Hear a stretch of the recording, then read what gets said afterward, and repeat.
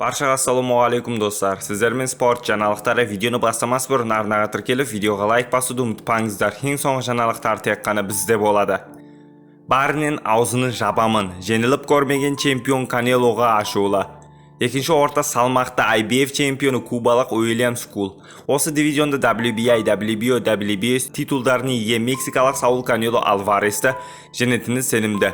Кубалық боксшының айтуынша Канело біраздан бері америкалық Терес Кроуфордпен жекпе-жекке шығуға ойланып жүр. Біздің жекпе-жек немен бітетінін күтпей-ақ жатып, Кроуфордпен айқас туралы айту. Маған деген құрметсіздік, бірақ мен мұндайды үйреніп қалғанмын. Бәрі солай сөйлейтін, ал мен әлемді таңдандырақпын. Тыңдаңыз, мен өзімнің не керегін нақты білемін. 3 мамырда мен қолымнан не келетінін пеш етіп, барын аузын жабамын. Бәріңіз көресіздер, деп береді Скул сөзін.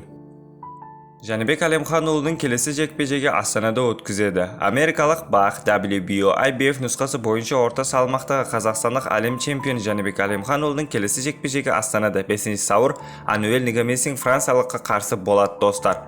70-80% бар адамның өзі журналисттарды Жәнібек Әлемханұлының ұтуын тілеп тұр. И көбірек екен статистикасы Жәнібек Әлемханұлының. Сіздермен спорт жаңалықтары болды.